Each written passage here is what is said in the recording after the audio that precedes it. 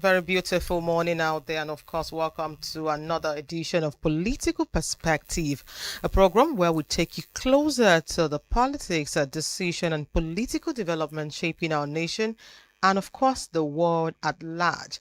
Today we'll be analyzing trending political issues, government guardians, and of course development, leadership decision, and their impact on the everyday life of the people. My name is Florence Ibhareman, and with me on the show today is Akin Adebayo. Good morning, Akin Adebayo. Good morning, Floxian. Thanks for having me on the program today. It's always a pleasure having you in the building. So Thank you today, very like much. I said, we'll be looking at what the paper is saying critically and of course analyzing issues as they affect our world today.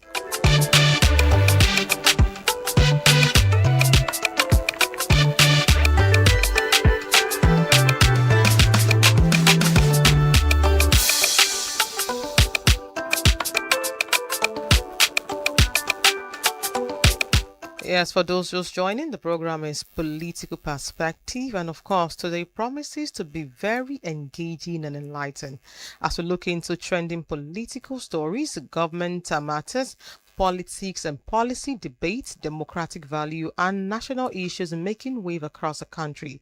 We will also examine different viewpoints, encourage constructive dialogue, and provide informed perspective on matters affecting our society. So, whether you're a student, professional entrepreneur, public servant, simple, or just a citizen, we implore you to please keep it locked on iPower 102.7 FM because political perspective is designed to keep you informed, aware, and actively engaged in the conversations shaping our future.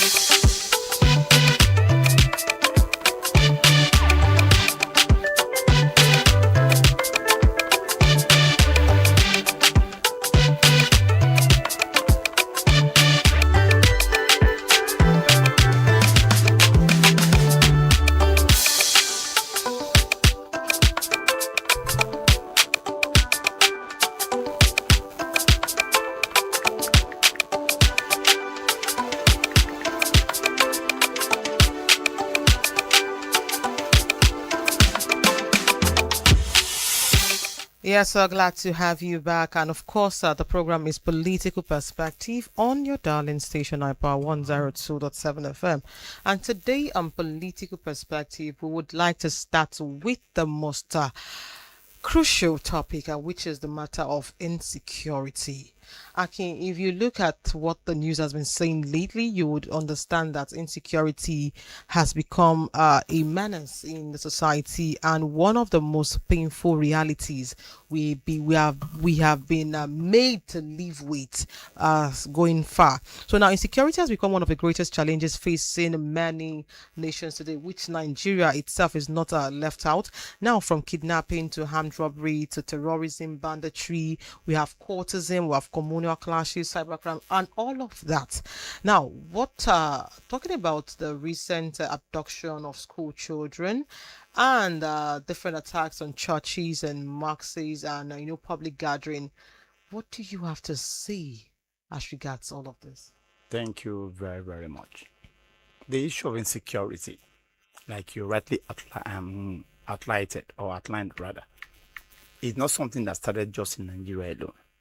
But of course, I think we should be less concerned about what is happening in other countries.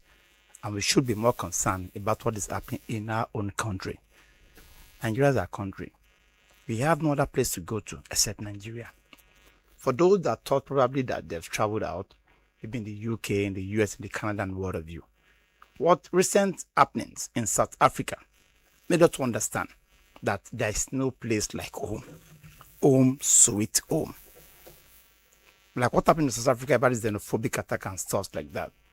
They were just attacking the immigrants, non-South Africans. So we simply mean that when you talk about insecurity in Nigeria, every Nigeria, no matter where you find yourself, either as a citizen of the US, Canada, UK, or the case may be, just know for sure that anything can equally happen that will involve you leaving those countries back to your own country.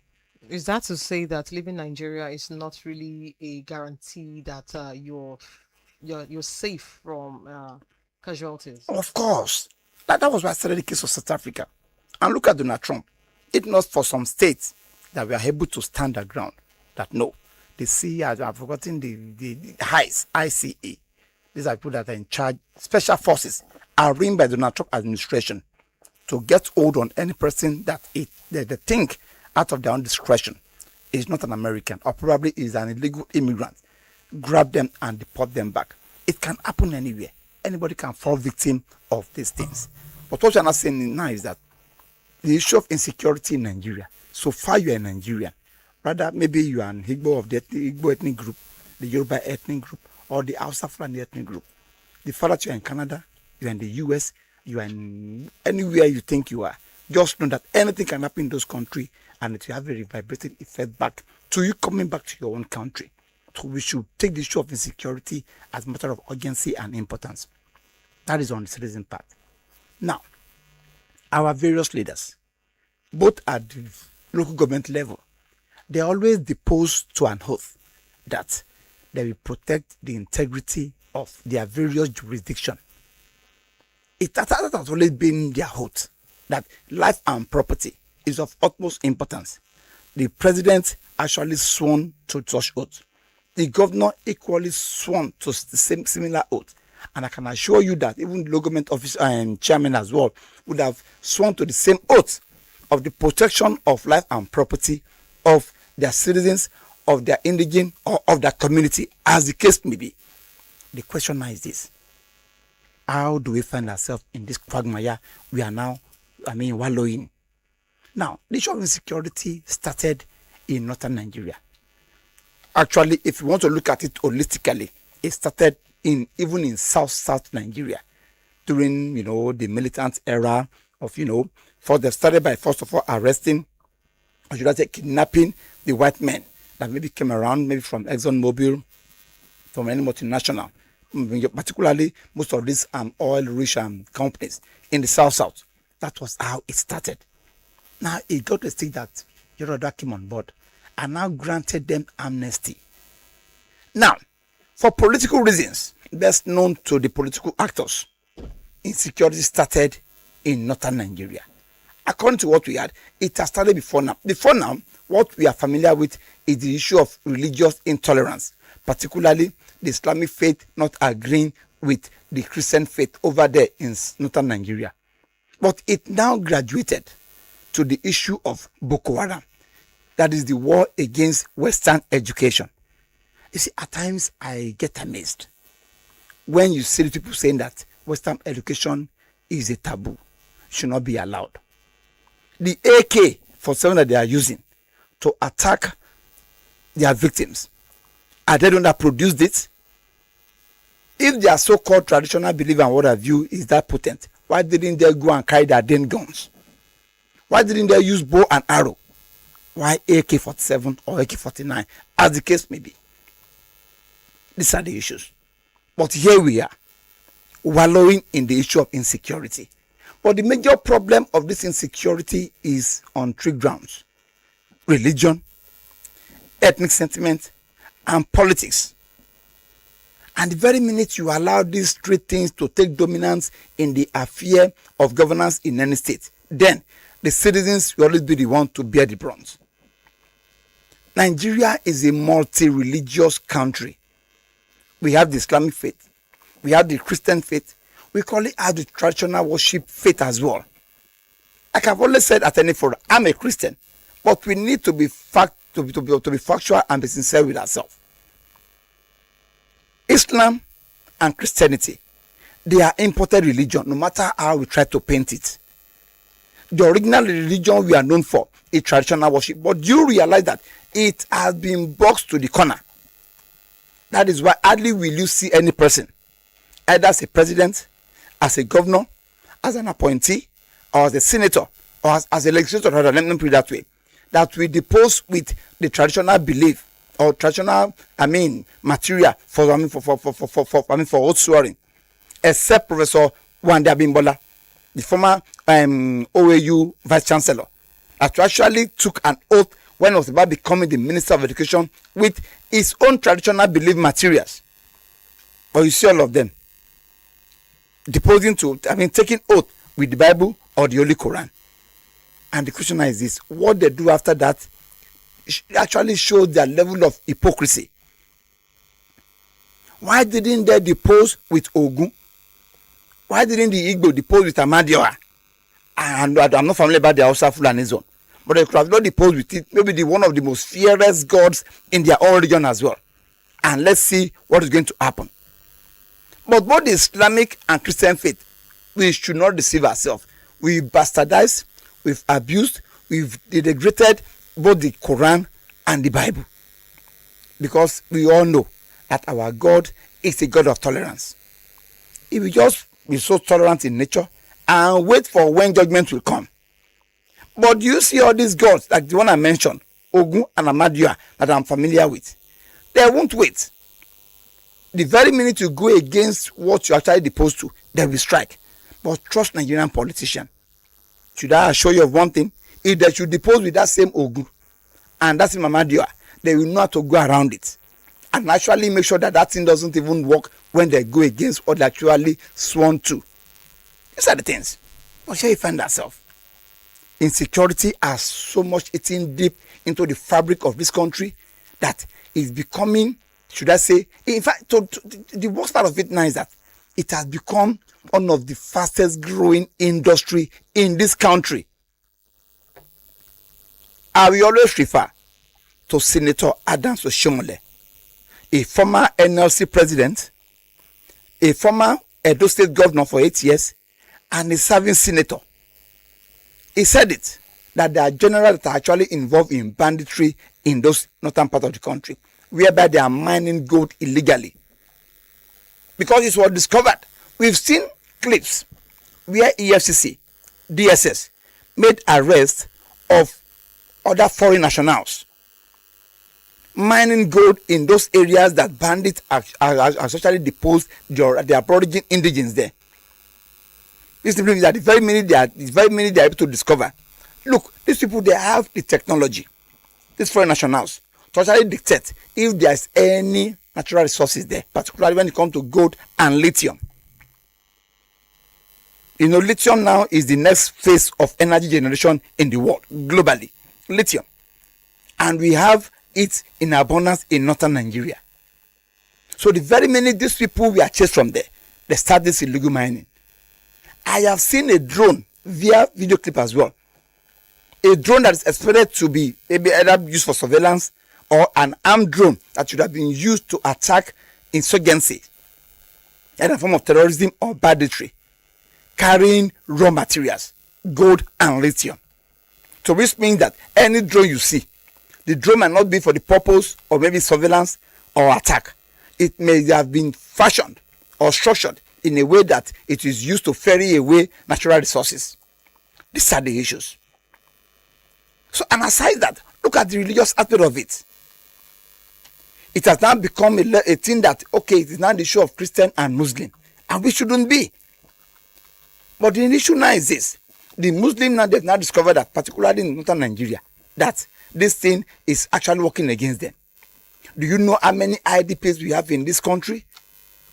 People that ordinarily should be on their farmland, farming, working for more food to be provided for the nation for consumption. They are now located on the IDP sites, being fed by the government. And that is why it appears everything seems to be on the high side. Very expensive, very costly. So the issue of insecurity is a discussion that needs to take every front burner of discussions in this country. Where it becomes more worrisome is the politicking around the issue of insecurity. Okay, now let's talk about the politicking around the situation of insecurity. Now, last week, Friday, it's a Friday when the terrorists went to Oyo and went to different schools, about three schools, and they abducted children, pupils, teachers, and they carted away with them. Now, up until now, there's been speculations that no official statement by the presidency has been made thus far. What message do you think that is passing across?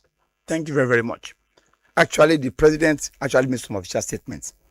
But to me, like I've always said, it has been the normal rhetorical statement. I've sympathized with the victim of the terrorist attack, and with the government will do everything possible to make sure that, okay, that insecurity is brought to the very minimum stuff and stuff like that. Enough of these rhetorics. Okay, do you think the statement made thus far really does not carry substantial weight? We, as members of society, need at this point to really keen or to really nail what is happening. Rep is loquitous. The fact speaks for itself. We are fed up with these rhetorics. Do you know how many rhetorics the president has made in Plateau State? Do you know how many statements he has made in Benue State? He's not making the same statement now in southwestern Nigeria. Look, what we need now is action. The president should be able to stand his feet down. This is what I want. And the fault, or should I say the blame, maybe 50% that case may be, goes to National Assembly. If they were to pass bills that has to do with borrowing, if they were to pass bills that has to do with maybe a electoral act or what have you, if they are to pass bills that they deem fit will be of benefit to them, I can assure they would have passed that bill. The issue of state policing is still in National Assembly till date. They are yet to find a way around it. They are yet to find a way around it. Do you know what it means? That the entire security architecture of this country is being controlled by one unit. Nigerian Army is in Abuja. Nigerian Navy, that ordinarily should be maybe in Lagos or the Riverine area, is equal in Abuja, where there is no water whatsoever. Nigerian Air Force in Abuja. Nigerian Police in Abuja. And as long as the issue of security is still on the exclusive list, that our national assemblies that ordinarily should have maybe shifted from exclusive list to concurrent list is still there, this problem will continue. It will persist. Okay, now looking at the reality of lives of those who are abducted, recently we have this very, very sensitive and painful issue circulating the internet, which is the case of abducted persons who are in the den of the abductors. Now, the reality in itself is the fact that nobody knows who is next. As most places these days, people tend to live in fear and even go to work in fear. Now, what would you say is the reality? If you want to understand the reality of abduction, what is the reality of abduction and how did we get here? Thank you very, very much. When it comes to the issue of reality of adoption, because of our time, I may not want to go into northern Nigeria because it's like they are not used to it. I'm trying to say that. I'm trying to use that adjective that they are used to it. And of course, I can equally say that maybe they actually welcome them to their bed. That is why it seems this way.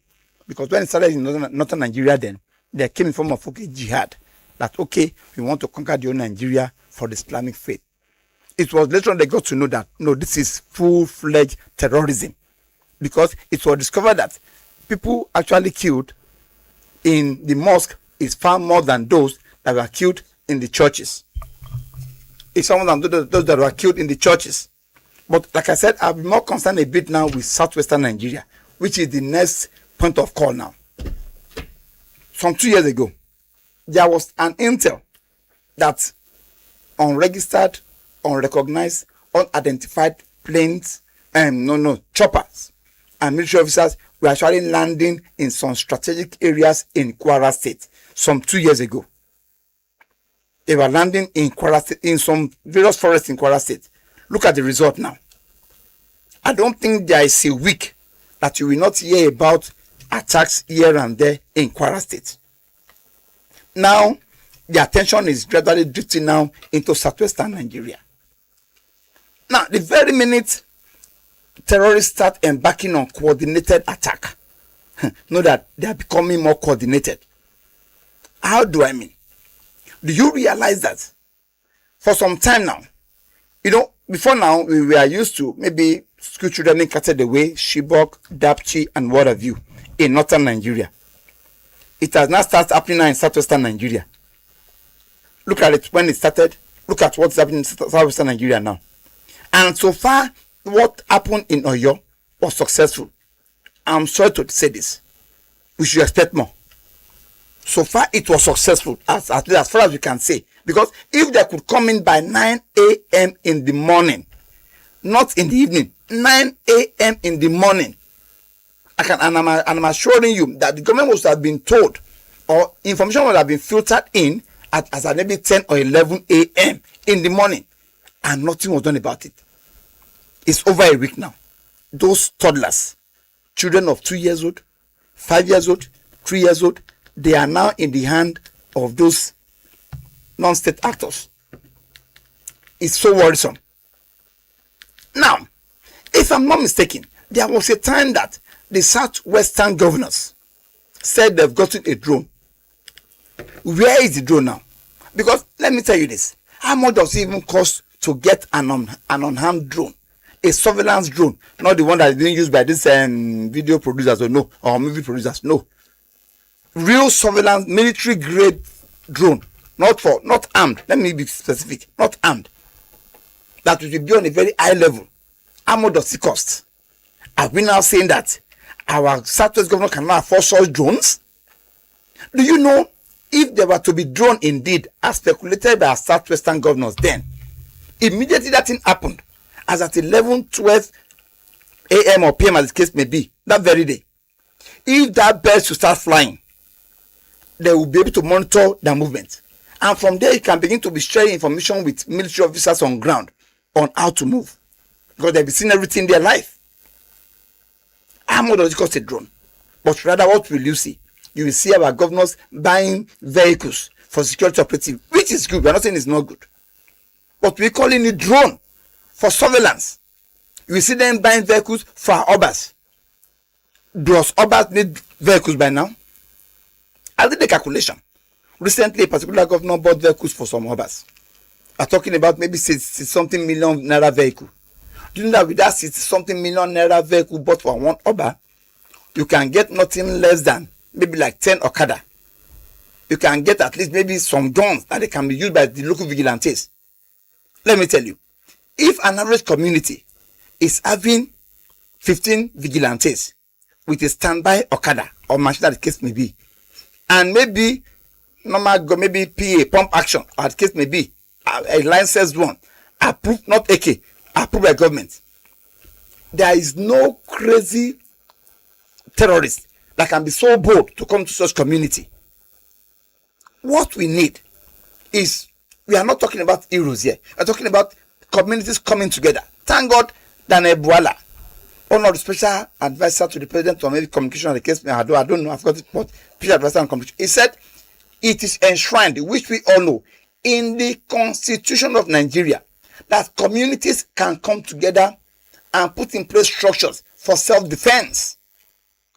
But even if the community choose to come together, is the government ready to assist them? Look, this issue of insecurity is not a big deal. I'm able to say it.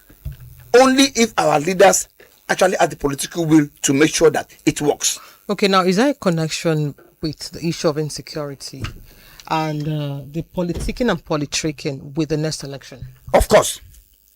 It has been discovered that at the eve of every electionary year, this thing is always on a very high side. Okay, should the innocent or the layman, the commoners, be at the receiving end of every politicking and politricking? You see, that is where that is where the issue of, it's something that we fall victim of stuff like that. The layman, the common man, are always victim of this politricking and politicking. Because it is the layman or the commoners that will go out there to cast their vote for them. How many millionaires have you seen coming out to cast votes? That you always sit and watch their TV, monitoring from their maybe satellite stations. But you will see Go and look at the people that are always on the line queuing to cast votes. They are the impoverished people. They are the people of less value. They are the people that, okay, they have been boxed to the corner poverty-wise. That the token of 5,000 naira, even in some case 500, can be so convincing. Take for instance, somebody that want to pay either lantern money loan, Lapo or the case may be, that needs just maybe 2,000 naira, and maybe elections to be owed today. Do you think that person will not go and vote for a candidate of not a choice because of that money? Of course, it will go there. These are the issues. So, whenever, you see, I don't pray that we fall pawns in the hand of these politicians. But unfortunately, the Nigerian system as it is now, the masses are already the pawns in the hands of this politician. But I just pray that God intervene. So that is why at times whenever some pastor raising prayer point that God should intervene, I do say amen as well. Because to me, it seems or it appears that is the way out. Because it's a politician, they are unrepentant optimists. They are unrepentant set of politicians. In Nigeria, we only have one political party, which is the party of the politician. Forget about this various parties, APC, PDP, NDC, LP, all that is immaterial. That is why very easy for another politician to switch over from one party to the other. Because they all have the same ideology. Win the election, share the position. That is just it. They are less concerned about governance. Okay, what would you say is the rising cost of this new found business as regards kidnapping? Well, like I said, you see, when something starts, either good or bad, if it is good, if you encourage that good ideas, you understand, it will blossom into something beneficial to the citizens. The American, European countries, they were deliberate about making sure that their country becomes a cynosure, that their country becomes an envy of other countries. And they're going all out there by making sure that they have strong institutions. But in Nigeria, we have strong individuals and strong institutions. And that's where the problem is. Okay. But yeah, we have leaders. Like I said, the issue of insecurity started maybe kidnapping of the Chibok girls. If it had been nipped at the bud then, I can assure you, it wouldn't have descended to the south. But since we believe that, okay, some ethnic group, they are populationally dense than other ethnic groups, I need their vote during the electoral campaign. I need their vote so that they shouldn't vote against me. That's where you see people, politicians particularly at the presidency, playing down on the issue of, should I say, national security, all because they needed their vote. Are we not in this country when Sheikh Gumi, his name has become so prominent in the issue of insurgency in this country, and yet this man has not been called for questioning? Do you believe that some 2 years ago, Sheikh Gumi went to the Nigerian Defense Academy to decorate one of his son that was just being commissioned into the Nigerian Army? You will see Sheikh Gumi granting all manner of lectures, all manner of interview on the issue of insecurity. To the extent that he will say that, okay, there need to be placated. The way Nigerian Delta militants we are giving amnesty, they call it to give those terrorists amnesty. The question is this: what are they fighting for? We all know the case of the South Southerners or the militants over there, that they are advocating for the spillage that has affected their waterways, that they couldn't go to fish, that affected their farm, that they couldn't go to farmlands. These are the things. What are they advocating for? We all know what they said. Boko Haram. That was how it started. You should know this issue of ISWAP, Lukarawa, and what have you just came on board. The foundation of insurgency in northern Nigeria started with the issue of Boko Haram. What is Boko Haram? We don't want Western education. And they've all gone out there and make sure that Western education does not survive over there. During Goodluck Jonathan era, he built many schools, standard schools for the Almajiris. Do you know they were not allowed to go to that school? It is only that region that you will see as something is happening. My boss' house A security officer in my boss house is having 2 wives. A gate man, I shouldn't say security officer, a gate man manning just a building is having 2 wives. How many wives is his boss having? 1 wife. I mean, these are serious issues calling for answers. In Kano, in the National Library was attacked. Do you know that no single book was touched on the bookshelf in the National Library? They can take away computers, they can take away mouse, they can anything iron. If they went as far as even removing the burglary of the of the library, but no single book was touched. Is it not amazing that you'll be so amazed to see all these almajiris begging for arms virtually in all cities in Nigeria? It could be that terrible. There was a time a friend of mine went to the north. He now did a video coverage. He was right along that axis for like 5 minutes. It was on 80 kilometers per hour, and he covered nothing less than maybe like 5 kilometers of almajiris begging. Not just one, no, in their clusters. In their clusters on a single road. When would those people not become another, should I say, hybrid terrorists in the future? A system whereby there's no education, a system whereby it's allowed. It's not even amazing. You will be amazed that it is there you will see governors conducting wedding for 300 people that couldn't get married. And we call it constituency project. Even senators does it. A speaker's assembly did it sometimes ago in northern Nigeria.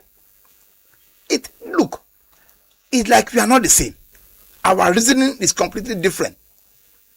Some people are messing with themselves there. You are now expecting us down here to be helping them to sustain themselves over there. It doesn't work that way. And you see, either you like it or not, the issue of this free money that was stopped via maybe the foreign exchange and probably through the subsidy, as a matter of fact, bulk of the money goes to that region, is another reason for why all this problem is happening. I'm not advocating for anybody here, no. But one thing we all know is that the issue of terrorism and what have you, banditry, became more escalated during Buhari era. Should we not answer and like to continue that way? No. But what I'm particular about is this. What are our southwestern governors doing about it? What are they doing about it? If we could establish a Amotekun, why can't we, should I say, fortify Amotekun? Why can't we equip our Amotekun by all standard? I repeat, by all standard. That whenever there's any kind of insurgency in any form, they can always go out there and tackle it. Why can't we put in place policies? Why can't we put in place ideas? Why can't we put in place necessary support in making sure that our own southwestern security outfit became more enshrined, more stable, more formidable? If only we can achieve that, very good. Because if anything, you have seen instances whereby you go and report that maybe elders came to your farm, destroyed your farm, and what have you. So, I've even seen an instance where someone are equally arrested, and before you say Jack Robinson, they are released based on order from above. Who is giving the order? If he said you have to have their own security outfit, are you not telling me now that maybe one military officer in Abuja will now come commandant of Amotekun to release? It's not possible. Because that commandant of Amotekun, for instance, in Ondo State, is directly under the governor of this state. So it's only the governor that can give him the order to release so person or the order. These are the things. So not until our leaders are intentional, not until they are deliberate, I can assure you the issue of insecurity will not come to an end. But most importantly is the fact that it appears to me personally, my own opinion, and I'm entitled to it, that our reasoning is quite different from the way those people are reasoning in northern Nigeria. Okay. And that is why the southwest Nigeria, we must make sure that this issue of this coordinated attack, because it is now becoming coordinated, whereby they can now kidnap children and behead people, something that we used to see before or we used to hear before from northern Nigeria, now happening at our doorstep in southwestern Nigeria. Then I think our governors in southwestern Nigeria needs to do more. Thank you very much. Thank you very much. The program is still Political Perspective on your darling station, IPA 102.7 FM. We would go on a short break. When we come back, we continue the rest of our analysis for today.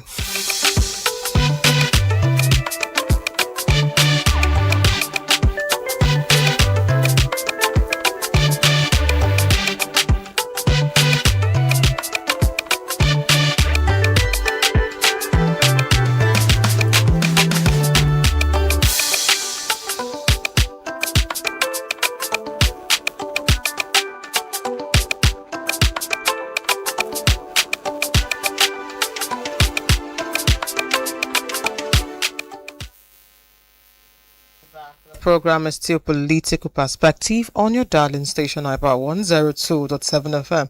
Of course, we have Akin Adebayo in the building where we're talking about the issue of insecurity, abduction, and the fate of those being abducted. Now, talking about a solution, you've actually talked so much about what the government should do differently. What do you think we as citizens of Nigeria should do at this point? Because like I always say, it's about getting to the point where everyone needs to just be vigilant and watch their back. So now what would you say is the role of we Nigerians at this time to do to help ourselves? Thank you very, very much. And I really appreciate you for not even asking me what government should do. Because over time we've said government should do this, do that, and strengthening security agency, better funding and equipment for operations, improve intelligence system, fast response to distress call, strong justice system for offenders. Has it worked? So I really want to thank you for not even asking me what government should do, because I can assure you, not until when the government is deliberate and intentional, there is no amount of advice. Look, there are so many lofty ideas that dust has covered on the bookshelf of this proposal that has been covered with dust on the shelf of these our leaders. They are not ready to do it because of their politicking and politricking.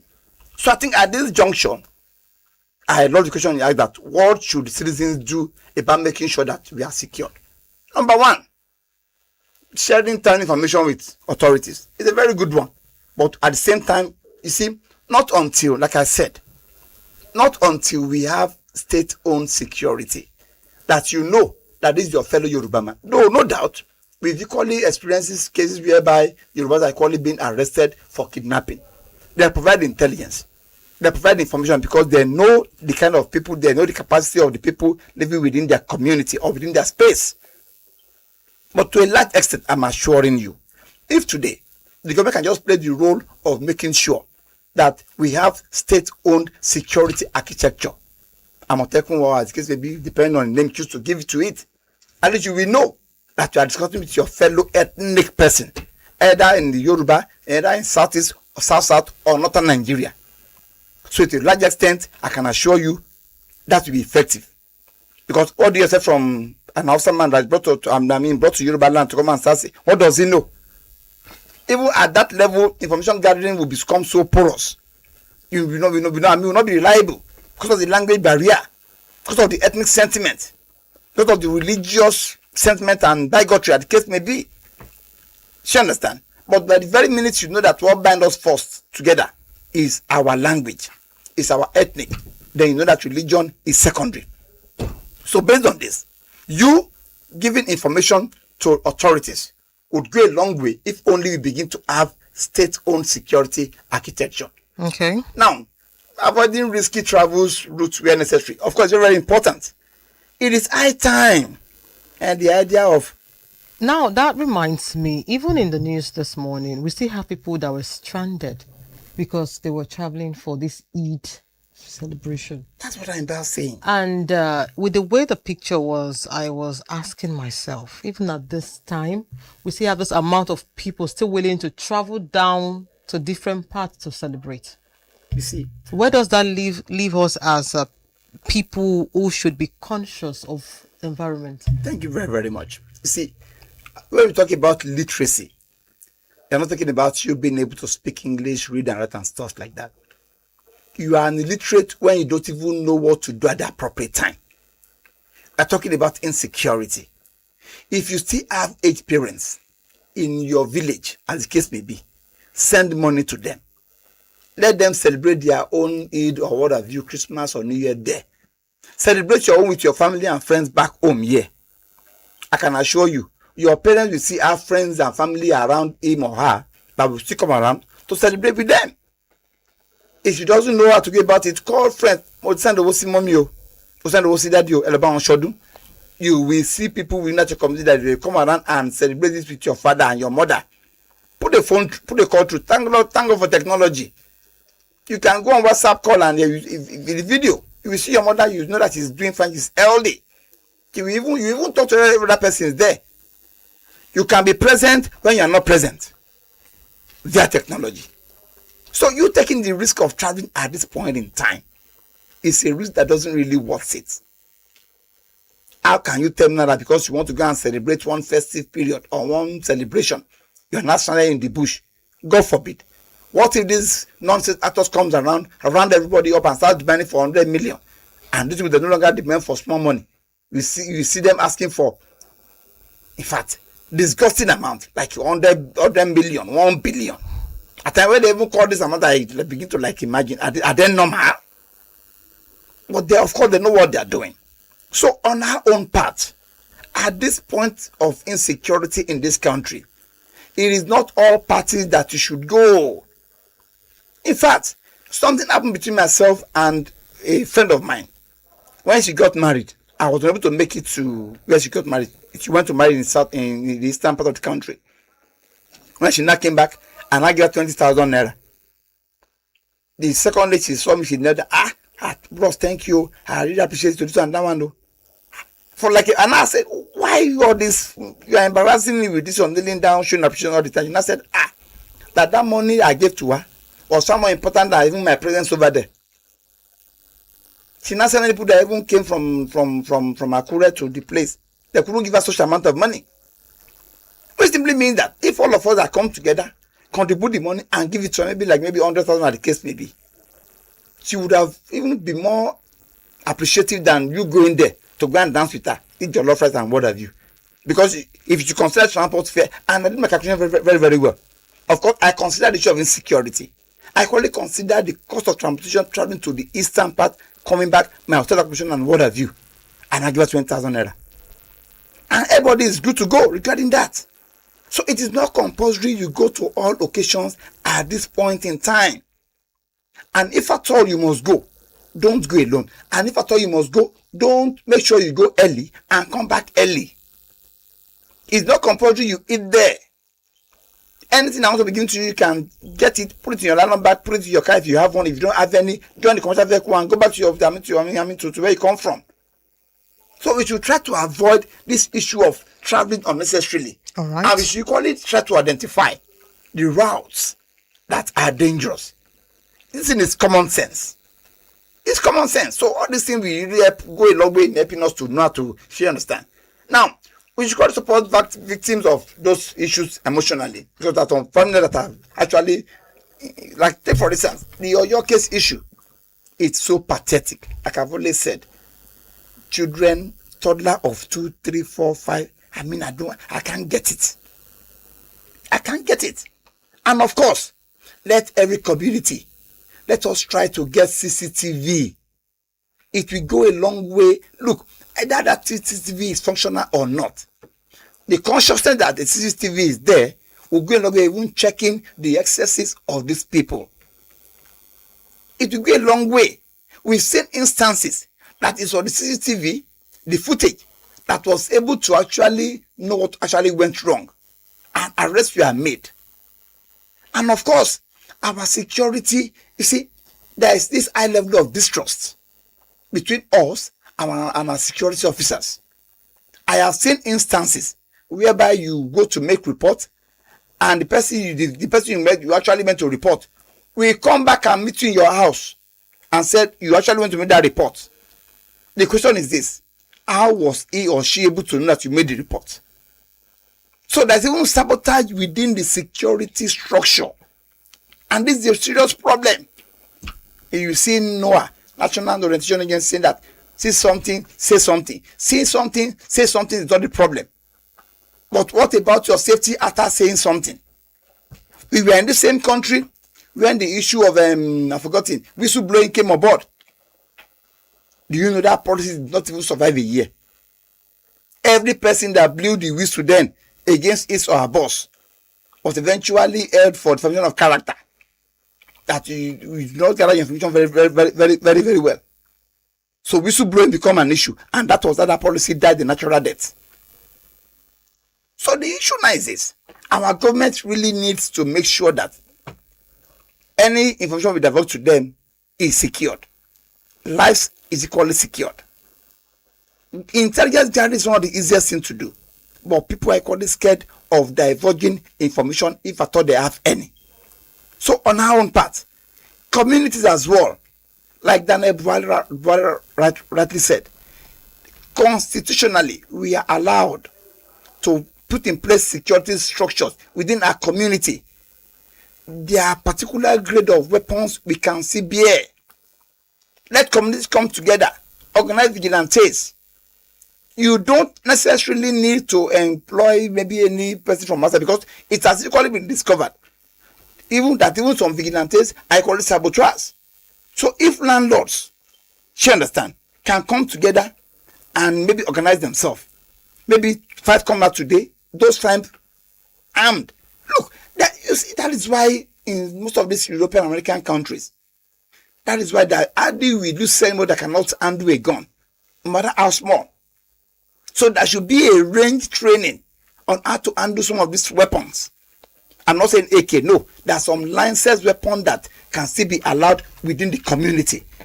So if the landlords of various communities of various streets are intentional, because with the way things are now, I don't see this government providing security any moment soon. So let us try to come together and coordinate ourselves. And of course, most importantly, anywhere you are going, we are no more in the era of, and you don't know what to know, God help us. Our religious leaders has equally constituted the majority of the problem. And don't let anybody know where you are going to. They might invoke evil spirit against you. You might have accident.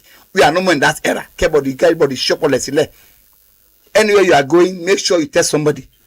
I must equally say this: even if as a man you want to go and maybe engage with another woman, if you can't tell your wife anyway, tell a friend of yours, I'm going to so place. And when you get there, make sure you make a call in presence of that lady that, okay, I'm MTK, I've got to my girlfriend's place. So you see, the very minute that, even if they have a ulterior motive, the very minute that you made a call right there in their presence, I can assure you they will think twice, no matter how crazy such persons are. So self-security is the most important thing, and it is what at this point of a stage of security in Nigeria is what every one of us must try to adopt. Thank you very much. Thank you very much for that insight.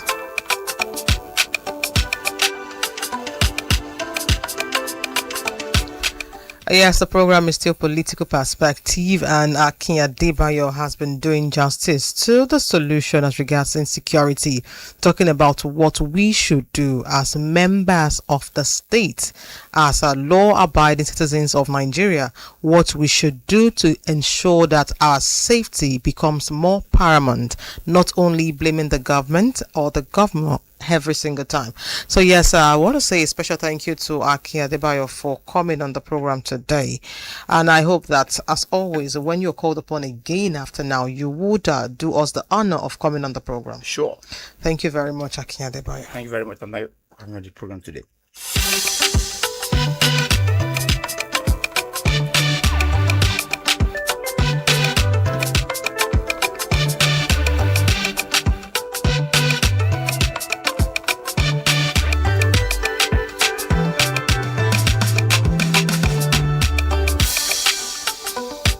Yes, as we draw the curtains on today's edition of Political Perspective, we have taken our time to examine several important national issues affecting the society, from insecurity to economic hardship, unemployment, corruption, and of course social challenges, to the connection between insecurity and even the election as a whole. We can't take any call again today.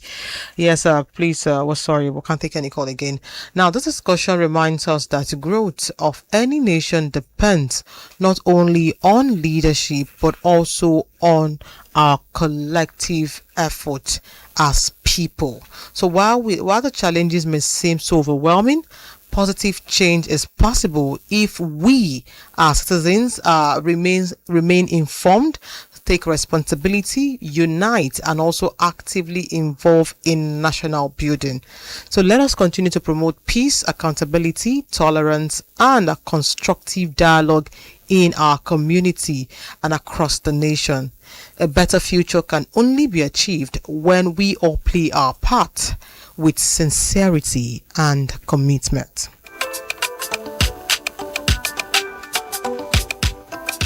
Yes, so thank you for staying with us throughout the program. My name is Florence Ibhareman, and this has been Political Perspective. I implore you to please keep yourself informed, stay safe, very importantly, and never stop believing in the possibility of a better tomorrow. Do have a fruitful day ahead. Good morning.